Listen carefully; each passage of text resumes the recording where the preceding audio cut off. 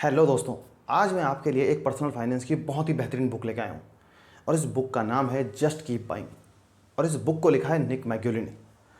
दोस्तों, ये एक ऐसी बुक है जो आपको अपने पर्सनल फाइनेंस को सुधारने में आपकी हेल्प करेगी। आपने भी देखा होगा, ऐसे बहुत सारे लोग होते हैं जो कहते हैं कि यार हम पैसा तो बहुत कमाते हैं लेकिन हमारी जेब में पैसा टिकता ही नहीं है, पैसा बचता ही नहीं है हमारा। बल्कि कुछ लोग तो ये कहते हैं कि यार पैसे बचा के हम करेंगे भी क्या, ज़िंदगी तो आज ही है, हमको आज में ही जीना चाहिए। तो कौन सी मेंटेलिटी फिर सही है? क्या आपको पैसा बचाना चाहिए या पैसा आपको नहीं बचाना चाहिए? अच्छा, बहुत सारे लोग ऐसे हैं जिन्होंने एक टाइम पे बहुत पैसा कमाया, बहुत दौलत थी उनके पास, लेकिन एक समय ऐसा आया कि उनके पास अपनी रोज़मर्रा की ज़िंदगी को चलाने के लिए भी उनके पास पैसे नहीं बचे। तो आखिर ऐसा क्या हुआ? कहाँ गया उनका पैसा? दोस्तों, पैसे को अगर आप सही तरीके से मैनेज नहीं करोगे तो आपकी इनकम चाहे कितनी भी हो, आप ज़िंदगी में ना तो अमीर बन सकते हो कभी और ना आपके पास कोई भी सेविंग हो सकती है कल के दिन पे। दोस्तों, हमारी जो आज की बुक के ऑथर हैं निक मैग्यूली, वो बताते हैं कि उनके जो ग्रैंडफादर थे, जब वो रिटायर हुए तो उनको $1000 से भी ज़्यादा की पेंशन मिलती थी। वो चाहते तो इस पैसे से क्या नहीं कर सकते थे, क्योंकि खर्चा उनका कुछ था नहीं, वो अपने मदर के साथ में रहते थे। तो वो चाहते तो इस पैसे को वहाँ से और गुना बढ़ा सकते थे, लेकिन उन्होंने क्या किया, उनको जुए की लत थी, उनकी गैम्बलिंग की लत ने क्या कर दिया, उनका सारा पैसा डुबो दिया। और जब उनकी डेथ हुई तो उनके पास उनके बैंक अकाउंट में $0 थे, उस समय कुछ भी नहीं थे। निक कहते हैं कि अगर वो इसमें से 50% से जुआ खेलते और बचे हुए 50% को अगर यूएस स्टॉक मार्केट में इन्वेस्ट करते तो जब उनकी डेथ होती तो मिलियन डॉलर्स होते उनके बैंक अकाउंट में। निक खुद जब मिड 20s में थे तो वो कहते हैं कि उन्होंने पर्सनल फाइनेंस को सीखना शुरू किया। अब लेकिन ना उनको इतनी ज़्यादा नॉलेज थी पर्सनल फाइनेंस की, ना बेसिकली उनको इतना ज़्यादा मोटिवेशन था उनके पास उस समय। उन्होंने अपना एक ब्लॉग शुरू किया पर्सनल फाइनेंस का। वहाँ पर उन्होंने क्या किया, पर्सनल फाइनेंस से रिलेटेड, इन्वेस्टमेंट से रिलेटेड बेसिकली वो आर्टिकल वहाँ डालते गए। लेकिन वहाँ वो आर्टिकल डालते तो थे, लेकिन उनकी नॉलेज बेसिकली और ज़्यादा वो वहाँ से बढ़ाना चाहते थे और कुछ सीखना चाहते थे। जब वो कन्फ्यूज़ थे कि वो क्या करें, तो मैं उनको एक ब्लॉगर की यूट्यूब पे एक वीडियो रिकमेंड हुई। उस बुक का टाइटल था कि 3 words got me 3 million subscribers, यानी कि 3 शब्द जिन्होंने मुझे 3 मिलियन सब्सक्राइबर तक पहुंचाया। उस वीडियो में केसी नैस्टेट कहते हैं कि उनके एक फ्रेंड रोमन एटवुड ने उनको बताया कि कैसे वो यूट्यूब में जो कामयाब हुए हैं, उनकी सक्सेस का जो राज था, 0 सब्सक्राइबर से 3 मिलियन सब्सक्राइबर तक वो कैसे पहुँचे हैं, उसका एक ही रास्ता, और वो था जस्ट कीप अपलोडिंग। यानी कि बिना सोचे समझे सिर्फ अपलोड करते रहो। इस चीज़ को आप रेगुलर करते रहोगे, आपको सक्सेस मिल जाएगी। वहाँ से ऑथर के दिमाग में क्लिक हुआ और उन्होंने इसको इन्वेस्टमेंट से जोड़ के देखा कि इन्वेस्टमेंट में जब उन्होंने इसको जोड़ा तो उन्होंने इसको बनाया जस्ट कीप बाइंग।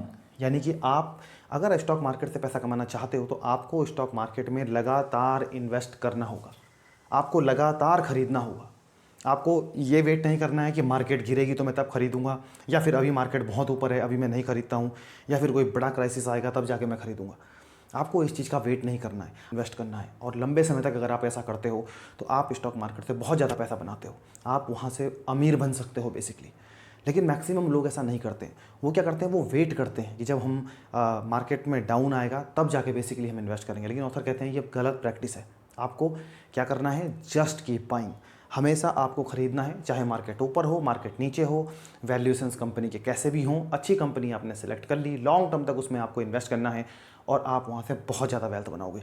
इस बुक को ऑथर ने 2 पार्ट में डिवाइड किया है। पहला पार्ट है इसका सेविंग और दूसरा पार्ट है इसका इन्वेस्टमेंट। सेविंग की बात करें अगर, तो सबसे पहले जब बात सेविंग की आती है तो बहुत सारे लोग तो सेविंग करते ही नहीं। सेविंग पे आपका फोकस होना सबसे ज़्यादा ज़रूरी है, क्योंकि अगर आप सेव नहीं करोगे अपने पैसे को तो आप अपने पैसे को इन्वेस्ट कैसे कर पाओगे। तो सबसे पहले आपको सेविंग पे फोकस करना है। अब सेविंग, बहुत सारे लोग कहते हैं कि हम पैसा कमाते हैं लेकिन बेसिकली हमारी सेविंग हो ही नहीं पाती है। तो हमें सवाल उठता है कि कितना पैसा हमको बचाना चाहिए।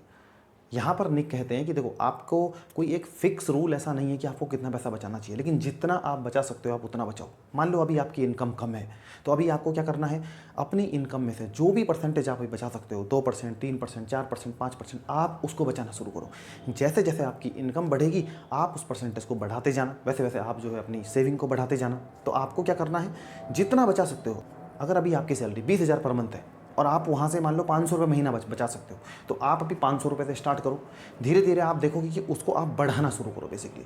तो आप इस तरीके से अगर आप स्टार्ट करोगे तो एक समय ऐसा आएगा जब आप अपनी इन्वेस्टमेंट का 15% से लेकर 20%, 25% पैसा तक आप बचा पाओगे।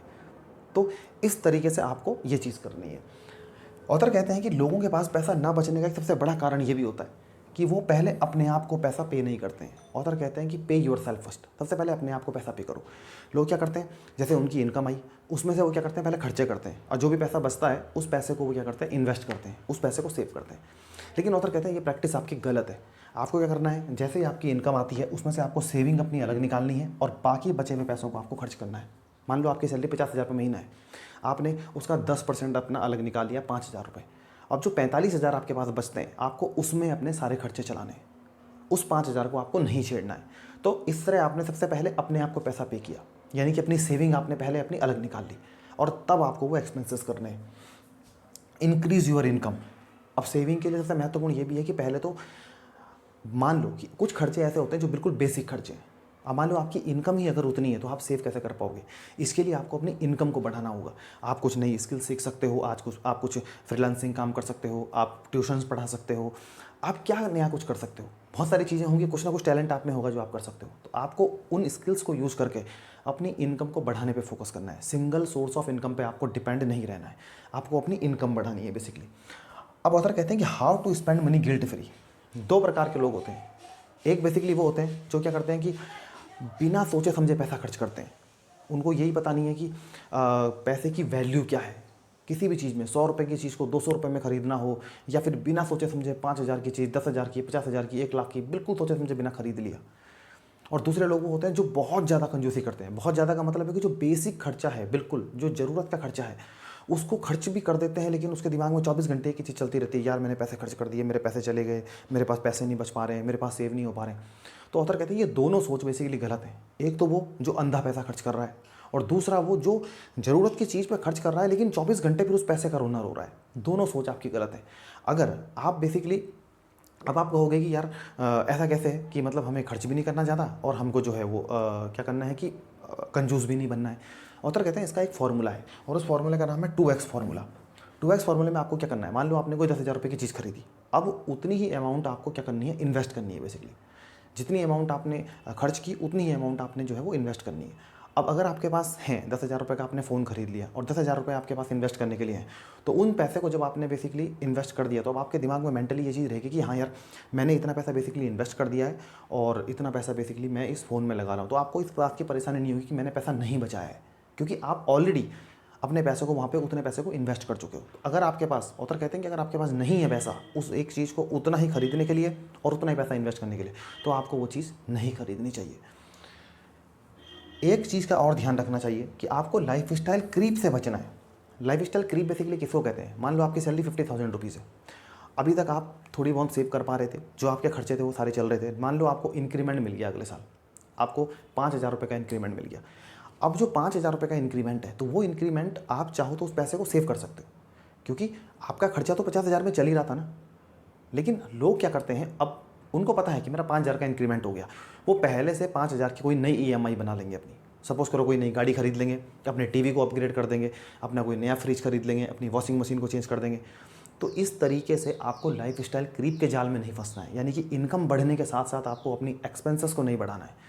जिस कंपैरिजन में आपकी इनकम बढ़ रही है उसी कंपैरिजन में आपको अपने एक्सपेंसेस को नहीं बढ़ाना है, अगर आप अपने पैसे को सेव करना चाहते हो तो इस चीज़ से आपको बचना है। तो ये पार्ट था इसका सेविंग पार्ट, यानी कि सबसे पहले कि सेव करना बहुत ज़रूरी है। अब दूसरा जो पार्ट आता है वो आता है बेसिकली इन्वेस्टमेंट पार्ट। अब इन्वेस्टमेंट में सबसे पहले ऑथर कहते हैं कि आपको इस बात को सोचना है कि व्हाई शुड यू इन्वेस्ट, आपको अपने पैसे को क्यों इन्वेस्ट करना चाहिए। कुछ लोग कहते हैं कि यार हम भी जरूरी थोड़ी है कि हम पैसे को इन्वेस्ट करें, लेकिन इन्वेस्ट करने के लिए यहाँ पे 3 कारण ऑथर बताते हैं कि आपको 3 कारणों से पहले अपने पैसे को इन्वेस्ट करना चाहिए। सबसे पहले तो अपने फ्यूचर को देखते हुए, दूसरा इन्फ्लेशन को बीट करने के लिए, और तीसरा है ह्यूमन कैपिटल को फाइनेंशियली कैपिटल में कन्वर्ट करने के लिए। सबसे पहले बात करते हैं फ्यूचर की। देखो आज आप जॉब कर रहे हो, कब तक आप जॉब करोगे, कब तक आपका शरीर आपका साथ देगा ये आप भी नहीं जानते।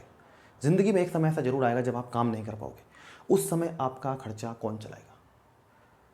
ज़िंदगी में एक बात का हमेशा ध्यान रखना, अभी भी आपके एक्सपेंसेस हैं और तब भी आपके एक्सपेंसेस होंगे। जब आप रिटायर हो जाओगे तब भी आपके एक्सपेंसेस होंगे, तो आपका खर्चा वहाँ पर कैसे चलेगा। और महंगाई आपको पता है कि जो आज 10,000 रुपये में आज जो चीज़ें आप मैनेज कर पा रहे हो, आज से 20 साल बाद क्या उन सेम चीज़ों को आप 10,000 रुपये मैनेज कर पाओगे, बिल्कुल नहीं कर पाओगे।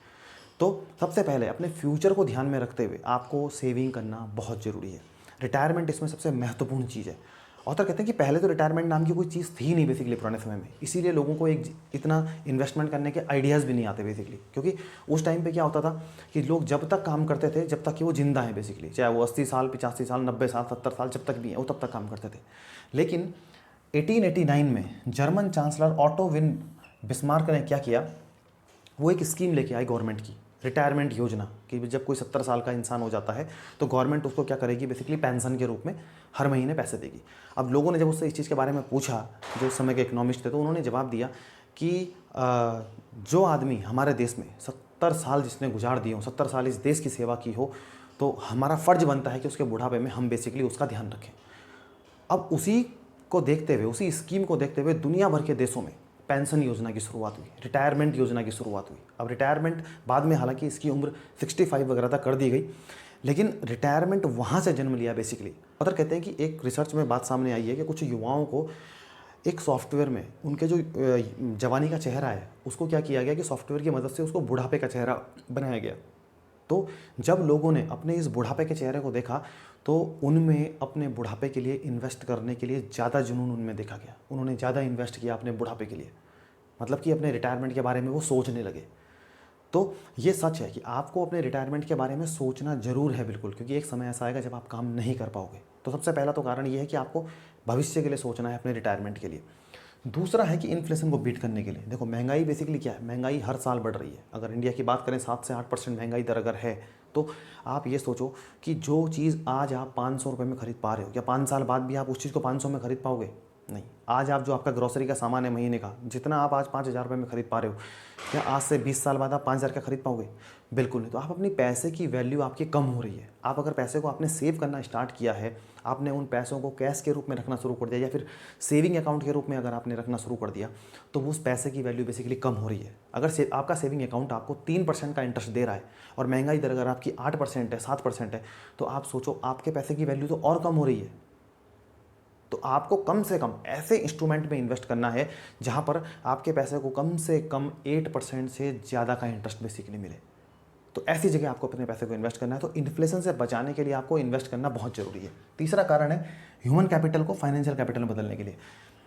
अभी आप काम कर रहे हो, आप यंग हो, आप में एनर्जी है, लेकिन ज़रूरी नहीं है कि आज से 20 साल बाद भी आप उतना ही काम कर पाओ, उतनी ही एनर्जी आप में रहे।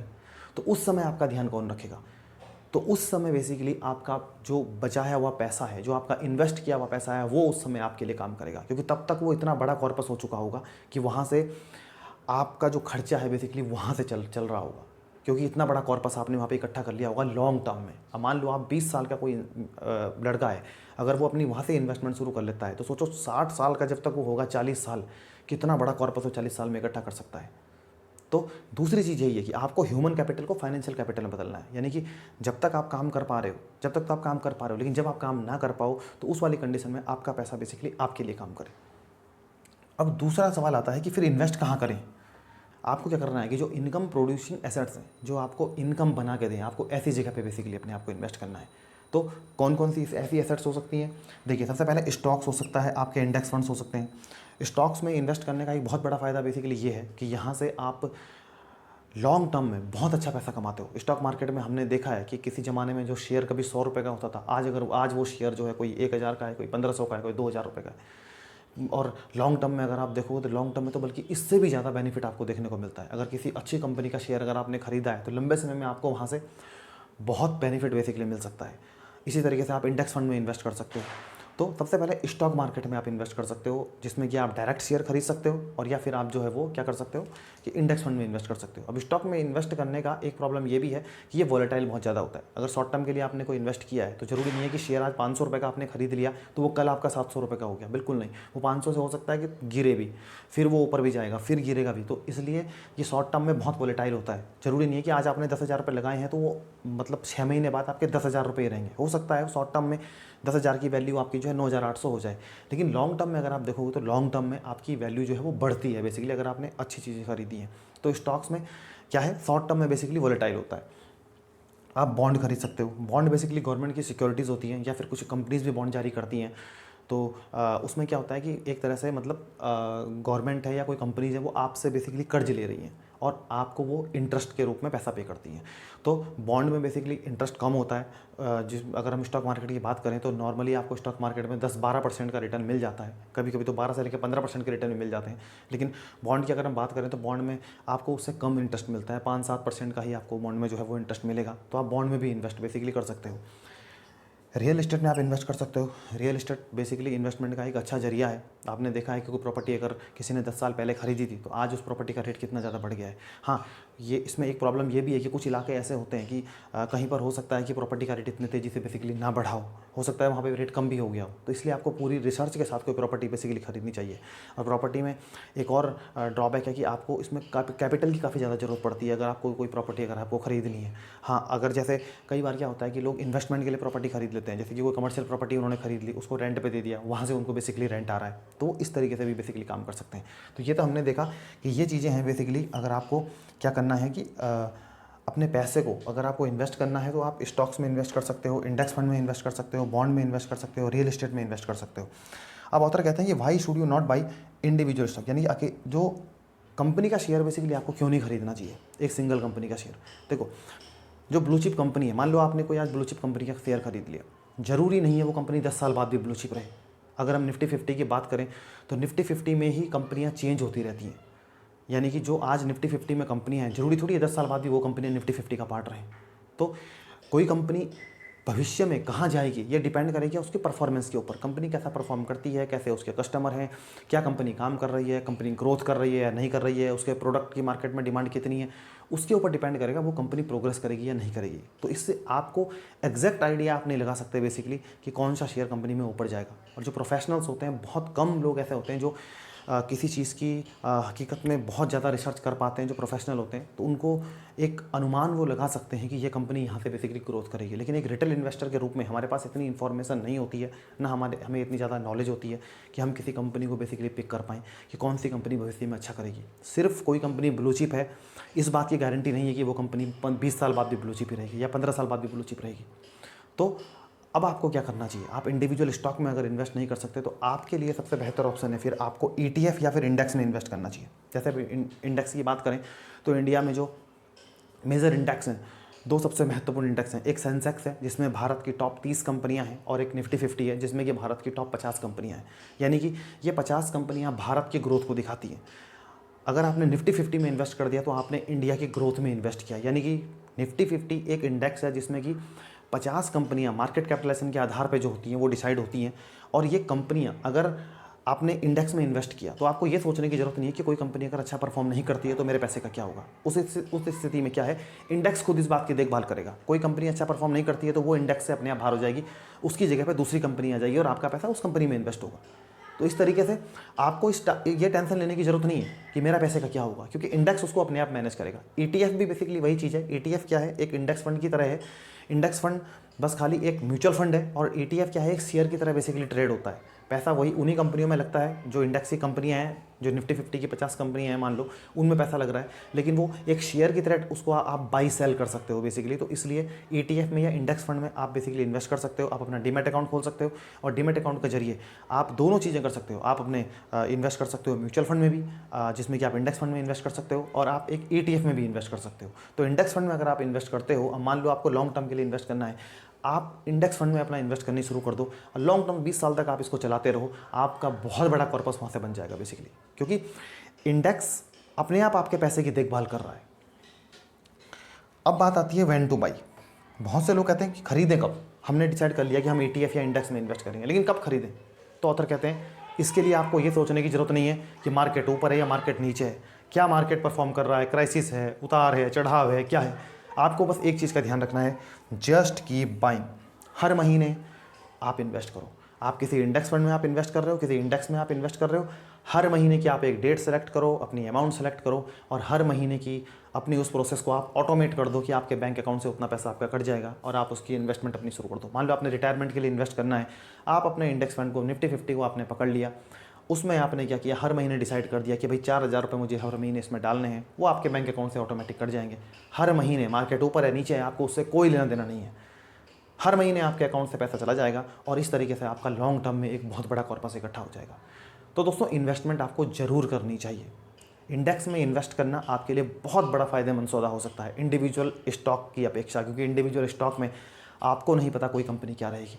एज अ रिटेल इन्वेस्टर आपको नहीं पता था कि यस बैंक बेसिकली 500 रुपये का शेयर 10 रुपये, 15 रुपये, 20 रुपये पे आ जाएगा, आपको इस बात का आइडिया नहीं था। लेकिन अगर इंडेक्स में आपने पैसा लगाया होता तो आपको उस बारे में चिंता करने की ज़रूरत ही नहीं थी, क्योंकि यस बैंक अपने आप इंडेक्स से बाहर हो गया, उसकी जगह पर नई कंपनी अपने आप इंडेक्स में आ गई जब उसकी परफॉर्मेंस ख़राब होने लग गई। तो इस तरीके से आपको ये देखना है कि आप इंडेक्स में इन्वेस्ट करके लॉन्ग टर्म में बहुत अच्छा पैसा बना सकते हो। तो अब बात आती है कि how soon should you invest, यानी कि कितनी जल्दी आपको इन्वेस्ट करना चाहिए। ऑथर कहते हैं कि earlier is better than later, यानी कि जितनी जल्दी आप शुरुआत कर सको उतना ज़्यादा आपके लिए अच्छा है। यही आपको लॉन्ग टर्म में बहुत पैसा बना के देगा, जिसको कि पावर ऑफ कंपाउंडिंग कहते हैं। और लॉन्ग टर्म में अगर आप देखोगे तो स्टॉक मार्केट हमेशा ऊपर की ओर ही जाता है। सेंसेक्स की अगर हम बात करें, जो सेंसेक्स किसी ज़माने में 1000 हुआ करता था, 800 हुआ करता था, 1200 हुआ करता था, वो सेंसेक्स आज की डेट में 60,000 से ऊपर है। तो आप सोचो कि वहाँ से मार्केट की ग्रोथ नहीं हुई क्या लॉन्ग टर्म में। तो आपको बेसिकली देर नहीं करनी है, जितनी जल्दी आप शुरुआत कर सकते हो। अगर आप अभी 23 साल के हो, 24 साल के हो, 25 साल के हो, जो भी आपकी एज है अभी, आपको अभी से बेसिकली शुरुआत कर देनी है। जितनी जल्दी आप शुरुआत करोगे आपकी इन्वेस्टमेंट को ग्रो होने के लिए। आपने कोई पेड़ बेसिकली लगाया है, कोई बीज बोएगा, तो उस पेड़ को बड़ा होने में बेसिकली समय लगेगा, और एक टाइम ऐसा आएगा वो पेड़ आपको इतने फल देगा कि आप कहोगे यार मेरे एक बीज का कमाल है, देखो मेरे पास कितने फल हैं। तो आपको समय देना होगा, पेशेंस आपको देना होगा। मार्केट से आप तभी पैसा कमा सकते हो अगर आपके पास पेशेंस है। इन्वेस्ट करने से पहले आपको पूरी रिसर्च अपनी करनी चाहिए कि मुझे कहाँ इन्वेस्ट करना है। बेसिकली किसी के कहने पे आपको कोई भी शेयर नहीं खरीदना है, या फिर आपने कोई न्यूज़ चैनल देख लिया, कोई यूट्यूब की वीडियो देख ली, या किसी ने आपसे कह दिया कि आप इस कंपनी के शेयर खरीद लो, ये बहुत ऊपर जाएगा, आपने उसमें अपना पैसा लगा दिया और बाद में आपका पैसा वहाँ डूब गया। तो आपको ऐसे काम बिल्कुल नहीं करना है। आपको पूरी रिसर्च करनी है, उस अपने फाइनेंशियल एडवाइज़र की आप हेल्प ले सकते हो, और तब जाके आपको अपने पैसे को इन्वेस्ट करना है। आपकी मेहनत की कमाई है, किसी भी अरे गहरे के कहने पे आपको अपने पैसे को इन्वेस्ट नहीं करना है, आपका पैसा यहाँ डूब सकता है।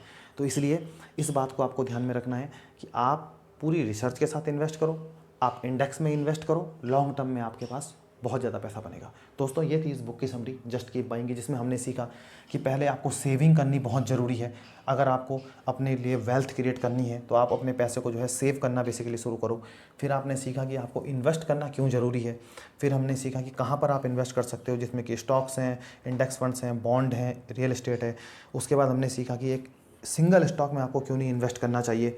उसके बाद हमने सीखा कि आपको कब खरीदना चाहिए। बेसिकली आपको कुछ वेट नहीं करना है, आपको जस्ट कीप बाइंग का फॉर्मूला अपनाना है। और उसके बाद हमने सीखा कि जितनी जल्दी हो सके उतनी जल्दी आप अपनी इन्वेस्टिंग की जर्नी को स्टार्ट कर दो।